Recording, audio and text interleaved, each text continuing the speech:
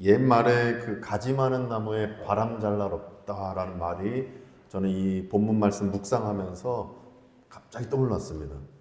왜냐하면 본문 말씀에 이 부살렐과 오홀리압이 나오는데 이 두 사람이 하나님이 명령하신 성막을 만드는 성소를 만드는 일에, 즉 교회를 만드는 거죠. 이 교회를 만드는 일에 투입되면서 여러 가지 그 일들을 많이 감당하는 것을 보게 됩니다. 그런데 이 남자 장정만 60만 명이 출애굽했다. 참 많은 인원들 속에서 얼마나 할 일이 많겠습니까? 그들이 예배드릴 수 있는 환경, 또 찬양할 수 있는 환경, 이것을 만들려면 정말 바람잘날 없는 그 일들을 많이 감당하는 두 사람이었겠다. 또 이곳에 참여하는 많은 이들이었겠다. 이 생각을 하게 됩니다. 오늘도 교회 앞에 조금 이렇게 눈썰미가 조금 있으신 분들은 느끼실 수 있는데, 뭐가 이렇게 재라 그럴까요? 탄 거 있죠? 검은색 재가 좀 날아다니지 않았습니까? 그 주차장 쪽이랑 이 앞에. 그게 앞에 우리 비전센터 이 건물이 있고 그 너머에 바나나 밭이 있는데 그 주인이 아침에 아주 불을 탁 피워가지고 다 태우고 있는 겁니다. 그걸 보면서 아우, 저 지금 태우면 안 되는데, 저 지금 태우면 이 재랑 다 날려서 큰일 나는데, 그러면서도 말리지는 못하고, 아유, 제가 안절부절 못했는데, 근데 그분의 그 모습을 보면서도 생각하는 게, 아유, 저분 또 오죽하면 또 태울까? 또 그 바나나가 막 가지 남은 곳에 바람 잘 날 없다 그러는데, 바나나를 또 재배하고 거기에도 뭔가를 일을 이루기 위해서 또 태우고 있구나. 그런데 하면 안 되는 겁니다, 사실은. 그런 생각을 했습니다. 근데 그것처럼 참 그분도 할 일이 많고, 또 가지 많은 집, 그곳에 바람 잘 나는 것처럼 그 집에도 할 일이 많고, 또 우리 발리하니 교회도 할 일이 많은 것 같습니다. 우리 발리하니 교회는 등록교인과 또 함께 예배드리시는 비등록교인이지만 그래도 함께 예배드리시는 분들, 꾸준하게 들으시는 분들이 한 35명 되는 것 같습니다. 그리고 관광객 성도님들도 오시고, 또 지금은 또 시즌이니까 조금 더 많이 오셨죠. 이렇게 오시고 하면 보통 한 50명 정도 이렇게 예배를 드리는 것 같습니다. 그런데 우리 교회도 50명이고 등록교인이 있고 비등록교인이 있지만 또 관광객 성도님, 디아스포라 교인이라고 우리는 그렇게 호칭을 하는데, 이분들이 계시지만 정말 바람잘날 없이 일들이 또 많습니다. 우리 교회도. 그래서 50명 되는 교회도 많고, 근데 저를 파송한 동안교회는 4,000명 예배 인원이고, 이제 재적하면은 신방하고 목회적 케어를 하는 분들은 한 7,000명 정도 된다고 보면 그 교회도 할 일이 많습니다. 근데 보면 큰 교회도 할 일이 많고 작은 교회도 할 일이 정말 많습니다. 또 제가 발리안교회 오기 전에 남양주 동학교에서도 담임 목회를 하면서 그 교회도 우리 발리안교회랑 규모가 비슷합니다. 거기도 할 일이 정말 많습니다. 물론 일을 벌리는 이호정 목사지만, 일도 벌리지만 이렇게 교회에도 할 일이 많고, 우리 각자 가정마다 섬기시는 우리 집에서도 할 일이 많고, 또 사업장에도 할 일이 많고, 내가 근무하는 직장에서도 할 일이 많으실 것 같습니다. 또 아침에 바나나 밭을 태우는 그 아저씨도 할 일이 있으니까 그렇게 열심히 태웠겠죠. 그걸 보면서 다 할 일이 있다. 누구나 할 일은 너무 많다. 그런데 오늘 본문에서도 이 부살렐과 오홀리압도 할 일이 많은 것을 보게 됩니다. 특별히 부살렐과 오홀리압, 또 우리는 크리스찬으로서 결국 우리가 지금 행하고 있는 이 할 일은 하나님이 주셨다라고 믿는 것이 바로 우리의 그 마음이다라고 저는 생각하게 됩니다. 이처럼 하나님이 주신 할 일, 하나님이 주신 많은 일들, 바람잘날 없는 여러 가지 일들, 이 일들을 우리는 어떻게 하면 잘 감당할 수 있을까? 우리에게 주신, 하나님이 주신 이 할 일을 어떻게 하면 잘 감당할 수 있을까? 이 지점의 질문을 저는 던지게 됩니다.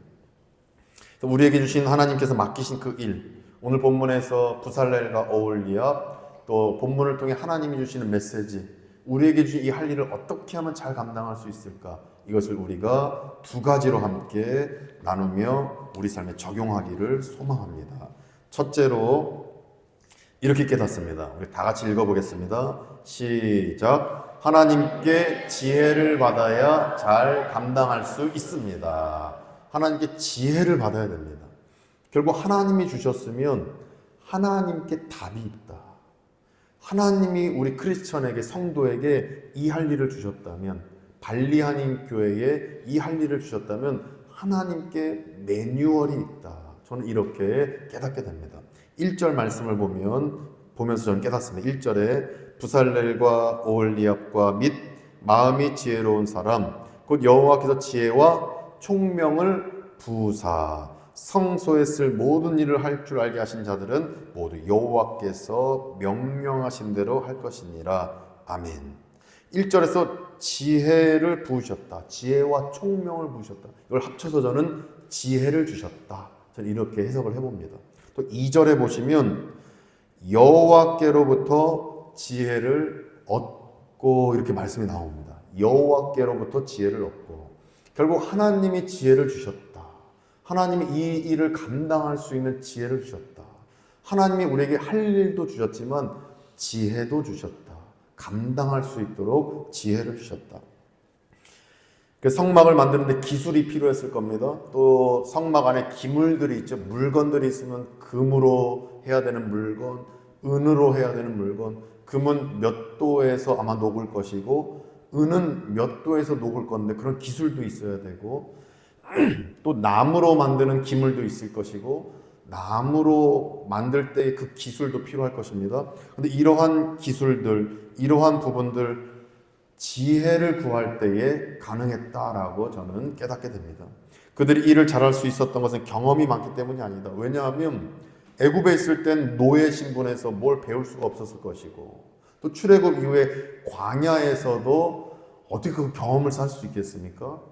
광야에 살아남기도 바쁜데, 만나와 메추라기 먹기에도 바쁜데, 그걸 이 광야에서 낮에 이 불기둥 구름기둥 따라다니기도 바쁜데, 그 여러 가지 어렵고 기술적으로 보완해야 될 부분들이 부족함에도 불구하고 결국 성막을 지을 수 있는 부살레가 오홀리압 1절에 보면 마음이 지혜로운 사람에게도 주시는데, 부살레가 오홀리압을 도울 수 있는 사람들에게도 주시는데 결국 하나님이 주신 지혜로 이 일을 감당했음을 저는 깨닫습니다.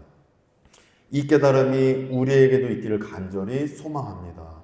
우리 삶에 있는 할 일들이 있으실 겁니다. 우리 집에, 또 내 직장 생활에, 또 아침에 바나나 밭을 태우시면 그 할 일이 있을 것이고, 또 우리 발리하니 교회도 여러 가지 일들이 많이 있습니다. 이 비전센터 건물에 대한 일도 있을 것이고, 또 우리 순바섬 선교를 가시는 이태호 안수 집사님, 사브리나 자매, 리따 자매도 여러 가지 준비를 하셔야 될 겁니다.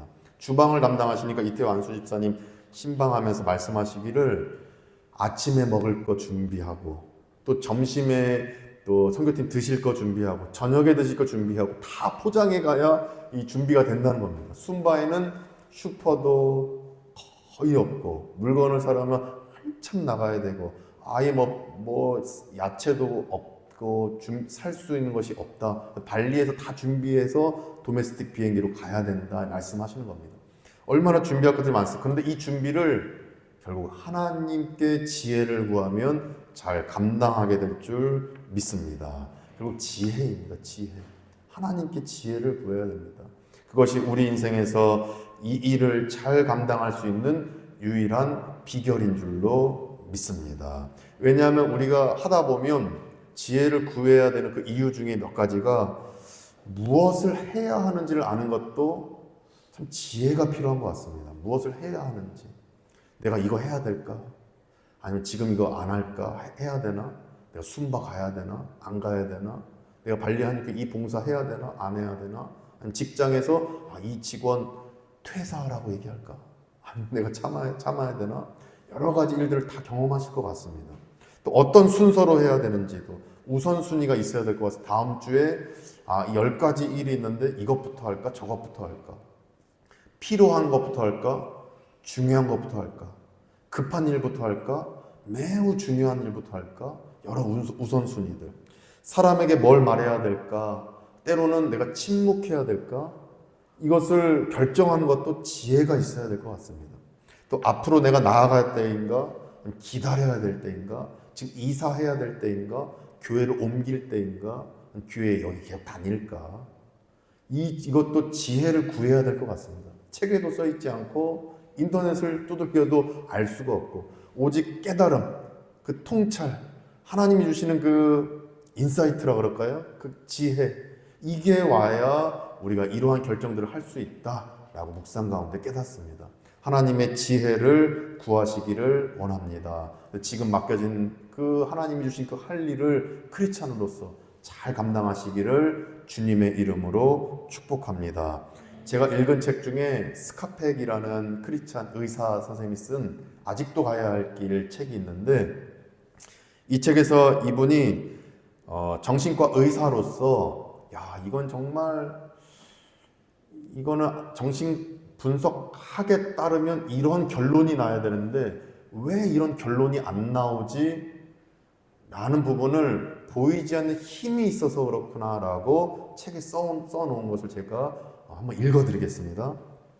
이분이 크리스천 의사 선생님인데 이거 쓸 때 당시에는 이제 논크리스천이었습니다.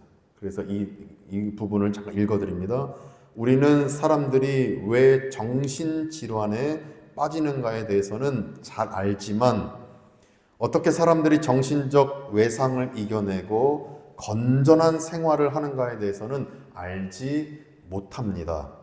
우리는 어떤 사람이 스스로 생을 마감하는 이유는 정확히 알 수 있으나, 그렇죠? 정신분석학을 한 대가이니까 이런 조건, 이런 원인이면 스스로 생을 이래서 마감했구나, 이 원인 분석을 하는데, 동일한 상황, 동일한 원인을 가진 각각의 사람들이 스스로 생을 마감하는 일을 결심하지 않는 이유는 우리는 모릅니다. 여기서 내가 말할 수 있는 것은, 의사로서 말할 수 있는 것은 어떤 보이지 않는 힘이 있어서 그 힘이 최악의 환경에 처한 대다수 사람들의 정신 건강을 지키고 유지시켜 준다는 것입니다. 그러나 그 힘이 어떤 식으로 작용하는지는 알 수 없습니다. 나중에 이분이 이것을 크리스찬이 되고 난 뒤로 이 보이지 않는 힘을 은총이다 이렇게 정의를 내립니다. 은총. 결국에 은총, 보이지 않는 힘이 작용해서 똑같은 조건, 스스로 생을 마감하는 사람들의 그 분석했을 때 이 사람에게도 그 조건과 그 원인이 성립이 됐는데도 계속 살아갑니다. 또 성공합니다. 노이로제 증상에서도 벗어납니다. 신경증에서 벗어납니다. 왜 이렇게 됐는가를 본인도 사실은 모른다 이 고백을 하는 겁니다. 이분이 말한 이 은총을 저는 본문 말씀에 빗대어 지혜라고 표현하겠습니다. 하나님이 지혜를 주셔서 우리는 살아남을 수 있다라고 고백하게 됩니다. 이것을 우리 또한 깨닫기를 원합니다. 우리가 지금 살아가는 것은 많이 우리는 부족하죠? 저는 너무 부족합니다. 저는 여기서 담임 목회하는 것도 정말 기적적으로 한다라고 감히 고백드리고, 이 발리 땅에서 선교를 하는 것도 정말 하나님이 지혜를 주시지 않았으면 저는 못했다 고백하게 됩니다. 근데 이러한 지혜를 지금 이 자리에 계신 성도님들께도 하나님이 부어주실 줄로 믿습니다. 그래서 이 할 일을 감당케 하실 줄 믿습니다. 결국 우리가 이것을 하는 이유는 조건이, 원인이 내가 잘나서 하는 것이 아니라 그것이 부족하고 어려워도 결국 하나님이 지혜를 주셔서 도와주셔서 가능했음을 이 시간 깨닫고 오직 하나님의 지혜를 매일매일 구하시는 우리가 되시기를 소망합니다. 결코 실패할 수밖에 없는 상황이지만 성공의 길로 갈 수 있는 것은 지혜를 구할 때 이것이 가능한 줄로 믿습니다. 야고보서 1장 5절 말씀 읽어드리면, 너희 중에 누구든지 지혜가 부족하거든 모든 사람에게 후히 주시고 꾸짖지 아니하시는 하나님께 구하라. 아멘. 지혜를 구하면 하나님이 주실 줄 믿습니다. 지혜를 구하셔서 이 조건, 이 상황, 이 원인이기 때문에 나는 실패할 수밖에 없다라고 사람들은 말할지 몰라도 크리스천인 우리는 지혜를 구함으로 실패로 결론 나는 것이 아니라 성공의 길로 갈 수 있는 체험을 다 하시기를 예수님의 이름으로 간절히 축복합니다. 아멘. 둘째로 이것을 깨달았습니다. 어떻게 잘 감당할 수 있는가? 다 같이 한번 읽어보겠습니다. 시작. 욕심을 버리고 균형 잡아야 잘 감당할 수 있습니다. 맞습니다. 우리가 욕심을 버리고 이 균형을 잡아야 하나님이 주신 이 할 일, 나에게 주신 사명 잘 감당할 수 있습니다. 그래서 지혜를 받은 봉사자들이 성막 이제 만들어 가는데 모세로부터 성막을 만들어가는 예산을 받았다고 3절에서 말씀합니다. 보시면 그들이 이스라엘 자손의 성소의 모든 것을 만들기 위하여 가져온 예물을 이 예산을 모세에게서 받으니라. 그러나 백성이 아침마다 자원하는 예물을 연하여 계속 가져왔으므로 이렇게 말씀합니다. 예산을 확보했습니다. 받았습니다. 그런데 예산을 이 헌금을 계속 하는 것입니다. 채워졌습니다. 채워졌는데도 백성이 아침마다 계속 가져옵니다. 그래서 이 부살렐과 오홀리압 그 지혜를 받은 자들이 모세에게 건의를 합니다. 충분합니다. 이제 예산이 확보됐습니다. 이 건축 예산도 확보됐습니다. 이 선교 예산도 확보됐습니다. 우리 사업 자금 이제 확보됐습니다. 5절에서 지혜자들이 모세에게 건의합니다. 그러자 모세가 6절처럼 답을 합니다. 6절에 보셔요. 한번 다 같이 읽어보겠습니다. 6절 시작. 모세가 명령을 내리매 그들이 진중에 공포하여 이르되 남녀를 막론하고 성소에 드릴 예물을 다시 만들지 말라 하매 백성이 가져오기를 그치니 아멘. 이제 명령을 내린다. 오더를 줘서 이제 더 이상 갖고 오지 말아라. 이만하면 충분하다. 가져오지 마라. 근데 저는 묵상하면서 의아한 것이 아니 그러면 남겨놨다가 나중에 쓰면 되지. 그리고 지금 성막 재건하는데 뭐 1,000만 루피가 들었어요. 뭐 숯불로 줬다. 1,000만 루피가 들어서 여기 다 썼어요. 그러면 남은 예산은 다른 데 쓰면 되지. 왜 가져오지 말라고 했을까? 의아하죠? 왜 가져오지 말라? 아니면 저축해놨다가 나중에 필요시에 또 쓰면 되지. 뭐 성막을 또 보수도 해야 되고 보완도 해야 되고 다른 지역에 가면 또 세워야 되고 그때 쓰면 되지. 왜 가져오지 말라고 했을까? 저는 지혜자와 이 모세는 이것을 깨달았다라고 생각합니다. 욕심을 내면 균형이 깨지고 타락할 수 있기 때문에 가져오지 말랐다고 저는 깨달음을 얻게 됩니다. 이 깨달음이 우리에게도 있기를 간절히 소망합니다. 넘쳐나면 너무 많은 잠언 말씀에도 있죠. 내가 부하게도 마시고 가난하게도 마시고 계속 하나님께 예배 잘 드리게 해주십시오. 잠언의 그 아굴의 기도인가요? 기도를 하지요. 결국 하나님 앞에 내가 부했을 때에 타락할 수 있는 그 지점에 대해서 그 지혜자는 기도하는 것입니다. 그것처럼 충분히 이만하면 충분히 받았는데 더 넘칠 때 균형이 깨지고 거기서 조금 욕심이 나고 또 아간의 어떤 그 탐욕이 발생할 수 있는 것이고 또 삽비라와 또 아나니아의 어떤 그러한 타락의 모습이 나올 수 있기 때문에 모세가 그 헌금을 중단시켰다라고 저는 깨닫게 됩니다. 이 깨달음을 구체적으로 우리 삶에도 꼭 적용하시기를 원합니다. 무조건 많이 일하는 욕심에서 우리가 벗어나길 원합니다. 제가 큐티하면서 저한테 이제 하는 메시지입니다. 무조건 많이 뭐 선교일도 많이 목회도 많이 또 잘하고 여러 가지 일을 벌리고 지경을 넓히고 계속 확장하고 욕심껏 사역을 하는 것이 아니라 하나님께서 원하시는 만큼 또 내 체력에 하나님이 주신 그 체력만큼 하나님이 주신 그 예산만큼 하나님이 주신 그 은사만큼 사역하는 것이 하나님의 뜻임을 저는 깨닫게 됩니다. 우리 삶에도 적용하셔서 내가 할 수 있는 그 일의 양은 얼마인가? 내가 공부할 수 있는 그 양은 얼마인가? 내가 이 가정에서 자녀들에게 보낼 수 있는 감정의 그 에너지는 얼만큼 있는가? 내 체력은 얼마만큼 있는가? 그 한계에 맞춰서 하나님 주신 그 한계에 맞춰서 일을 도모하시고 행하시기를 간절히 소망합니다. 그렇게 할 때에 우리가 중요한 일을 놓치지 않게 될 것 같고, 그렇게 할 때에 일 때문에 사람을 놓치지 않게 될 것 같고, 그렇게 할 때에 내 사랑하는 배우자를 놓치지 않게 될 것 같고, 그렇게 할 때에 내 친구를 놓치지 않게 될 것 같고, 그렇게 할 때에 직장 동료를 놓치지 않을 것 같습니다. 그래서 욕심을 버리고 균형 잡혀야 하나님이 주신 할 일을 잘 감당할 수 있는 우리가 됨을 믿음 안에서 잘 깨달으시고, 언제나 욕심 버리고 균형 잡힌 할 일을 잘 감당하는 우리가 다 되시기를 소망합니다. 그래서 저는 이것을 욕심 없는 균형 이렇게 정의 내려봅니다. 욕심 없는 균형. 욕심 없는 균형을 그럼 어느 기준에 맞춰야 되나? 내가 이만큼 일하는 게 욕심 낸 건가?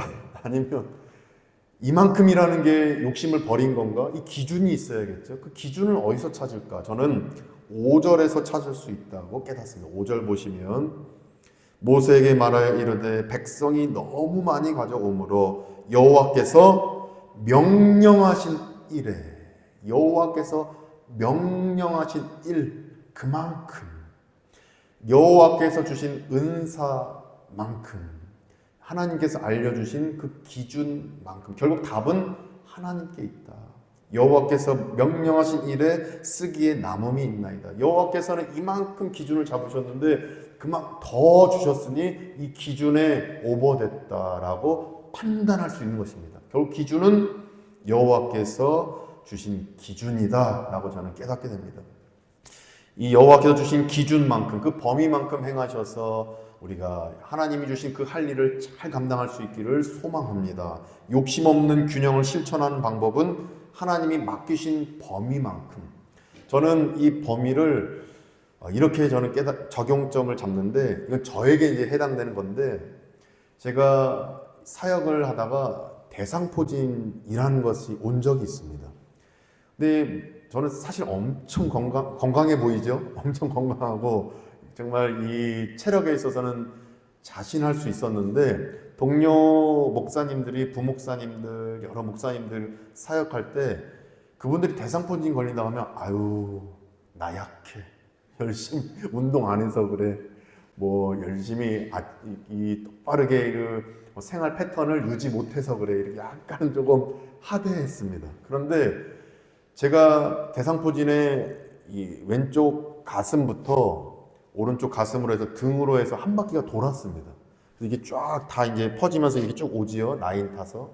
이 다 신경망에 의해서 이렇게 오게 된다는데, 이거를 이제 그때는 의사 선생님께 가기가 어려운 이 선교지에 있다 보니까 사진을 찍어서 이제 한국에 있는 의사 선생님께 보내드렸습니다. 근데 보시더니 심장 쪽에 있으면 좀 위험해요. 신경 타고 참 위험한 겁니다. 얼굴 쪽도 위험한데 그거 참 위험한 거니까 또 한 바퀴 돌았으면 지금 많이 힘든 거니까 쉬어야 됩니다. 쉬어야 됩니다. 그때 이후로 이제 좀 쉬고 이제 여기 약국 아포텍 거기 가서 약도 이제 처방 받고 항바이러스제 먹고 이제 괜찮아졌습니다. 빨리 이제 됐는데, 근데 지금도 흉이 좀 남아 있고 열심히 조금 넘치다 싶을 만큼 사역을 하면 찔립니다. 이거 팍 찔르면서 그때 그 느낌이 확 옵니다. 꾹꾹 오면서 알겠습니다, 쉬겠습니다 이러고 쉽니다. 저한테는 이게 하나님의 기준이다. 마치 갈라디아서 6장에 그리스도의 흔적, 스티그마, 사도 바울이 고백하죠. 나에게 그리스도의 흔적이 있노라. 그리고 사도 바울께서 고백하기로 고린도서에 보면 나에게 가시가 있습니다. 육체의 가시가 있는데 주님께 3번 기도했는데 이거를 해결해 주시지 않았다. 학자들은 얘기하죠. 그 가시가 아마도 간질이었을 것이다. 그것처럼 저에게는 여호와께서 명령하신 일, 여호와의 기준을 심장으로 잡습니다. 심장. 여기가 찔리면 쉬어야지. 다 내놓고 쉽니다.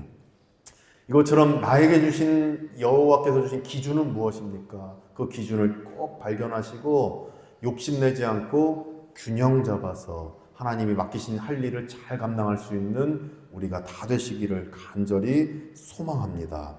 토마스 아켄피스 성직자라고 15세기의 성직자가 있습니다. 이분이 우리 목사 후보생, 신학생이라면 다 읽어야 되는 그리스도를 본받아라는 책을 내셨는데 아주 유명한 고전입니다. 그 책에서 이분이 나에게 주신 여호와께서 명령하신 일, 여호와께서 주신 기준은 이것이다라고 아마도 그 마음으로 썼을 것이다라고 저는 책에서 보게 됩니다. 이 책을 잠깐 읽어드리면 이 토마스 아켄피스 성직자가 쓴 것입니다.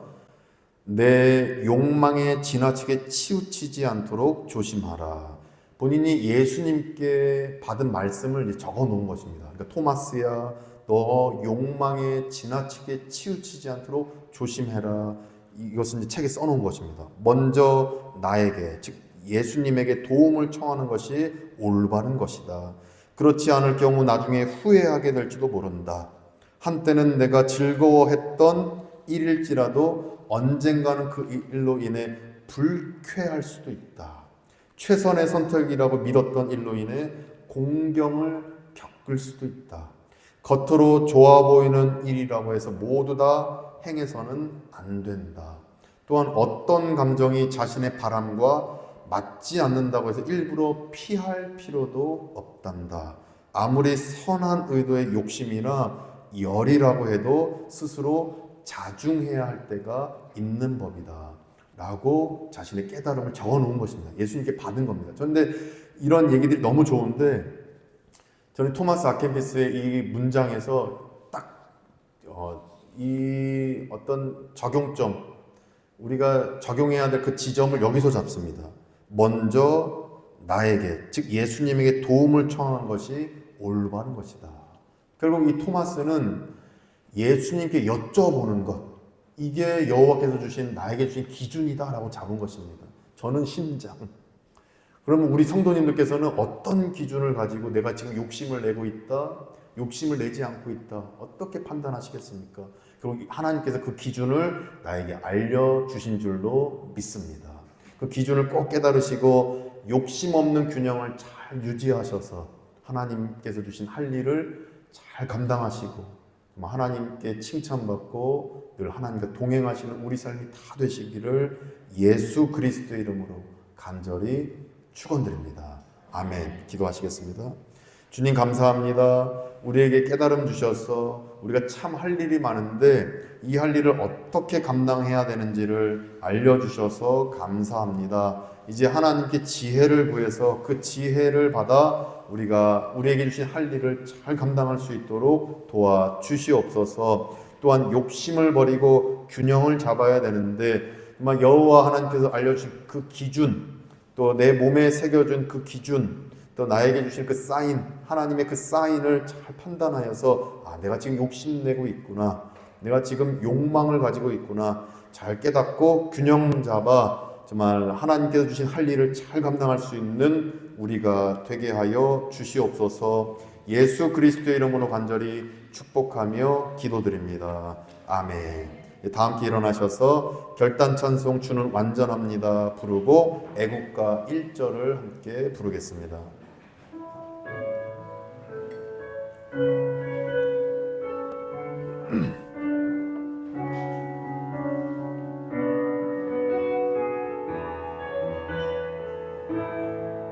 주여 우린 연약합니다. 주여 우린 연약합니다. 우린 오늘 힘겨워합니다. 주 뜻 이루며 살기에 부족합니다. 우린 야망합니다. 주여 우린 넘어집니다. 주여 우린 넘어집니다. 오늘 하루도 실수합니다.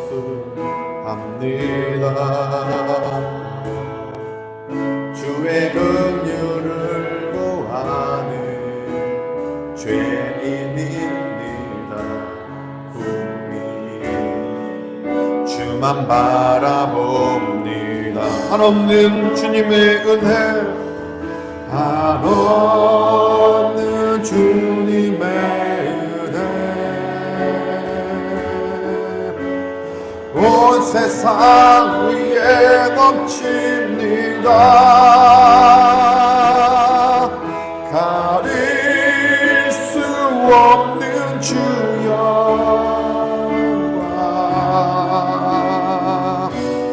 온 땅 위에 충만합니다. 주님만 이기리오니 우린 그 길 따라갑니다. 그날에 우릴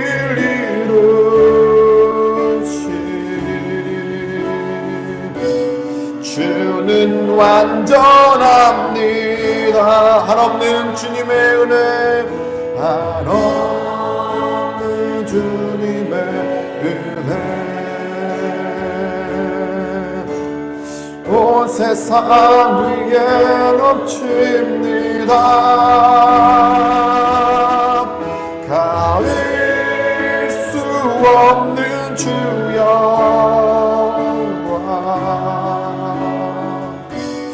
온 땅 위에 충만합니다. 주님만 이기리오니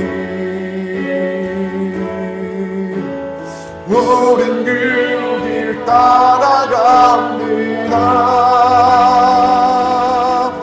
그날에 우릴 이루신 주는 완전합니다.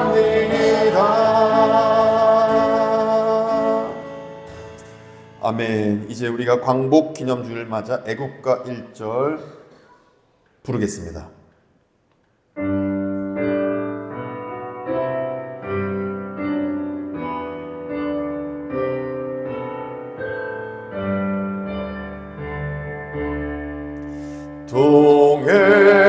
동해물과 백두산이 마르고 닳도록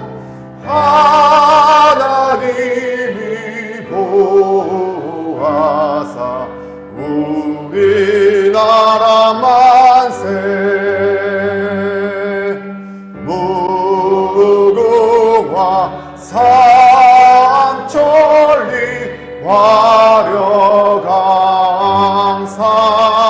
화려강사 대한 사람 대하루로 길이 보전하세. 하나님 아버지, 우리가 지혜를 받아 하나님 주신 할 일 잘 감당할 수 있도록 도와주시옵소서. 욕심 버리고 균형 잘 잡아서 하나님이 주신 우리 가정의 할 일, 교회의 할 일, 내 인생의 할 일, 사명 잘 감당하도록 인도해 주시옵소서. 또한 하나님께서 주신 이것이 욕심이다 라고 판단할 수 있는 그 기준, 하나님이 주신 그 기준 잘 우리가 깨달을 수 있도록 인도해 주시옵소서. 이제는 우리 구주 예수 그리스도의 은혜와 하나님의 크신 사랑하심과 성령님의 감화가 없는 교통케 하심이 오직 지혜를 받아 살기로 다짐하고 욕심 버리고 균형 잘 잡아 하나님 주신 할 일을 정말 충성되이 감당하기로 다짐하는 이 시간 예배하는 모든 성도님들과 관광객 성도님들 가운데, 그 가족들 가운데에, 우리 모든 자녀손들 가운데 이제부터 영원